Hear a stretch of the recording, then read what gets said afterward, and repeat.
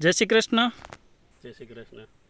આજે આપણે ઉના તાલુકાના કાજડી ગામના એક પ્રગતિશીલ ખેડૂતભાઈ જે આપણો મેક્સકોટ વર્ઝન બોક્સર કપાસ વાવેલો છે, તો અત્યારે ફિલ્ડ ઉપર આવેલા છે. તો ખેડૂતના મુખેથી સાંભળીએ, તેમનો પરિચય લઈએ અને કપાસ વિશે થોડી માહિતી લઈએ.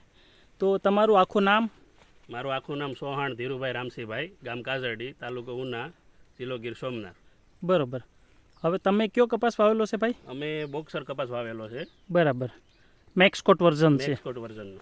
તો અત્યારે કેમ છે તમારા ખેતરમાં કપાસ? બહુ કપાસ સારો છે, જેમાં ફાલાઈ સારો લાગેલો છે હા. અને કુણપાઈ સારી જોવા મળે છે ને હાઇટમાં બહુ સારો છે. ઝીંડવું કેમ છે અત્યારે? ઝીંડવું પણ સારું છે. એમ નીચેથી ઝીંડવું કેવું લાગે તમને? નીચેથી ઝીંડવું લાગે છે અને કુણપ પણ સારી છે.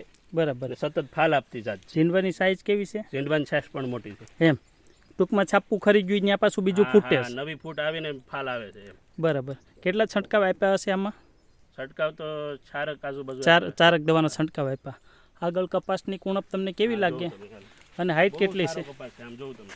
હા, બરાબર. ઝીંડવું બહુ સાઈઝમાં મોટું છે. હા, ઠીક. દળદાર છે. હા, 5-7 ઝીંડવાની સિરીઝ છે. પણ આવે છે જો. બરાબર. ઓકે. સતત ફાલ લેતી વેરાયટી છે. એ તો મેક્સકોટ વર્ઝનની ખાસિયત જ છે કે છેલ્લે સુધી ફાલ લેતી રહી.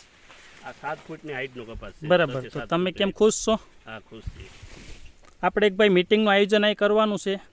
હા, તો ખાસ કરી એને એમાં આગળ આપણે એમ થાય કે આ ઝીંડવું ખુલે એ સમયે નવરાત્રી આસપાસ એક મીટિંગનું આયોજન કરશું. ચોક્કસ. આભાર. Thank you. આભાર તમારો.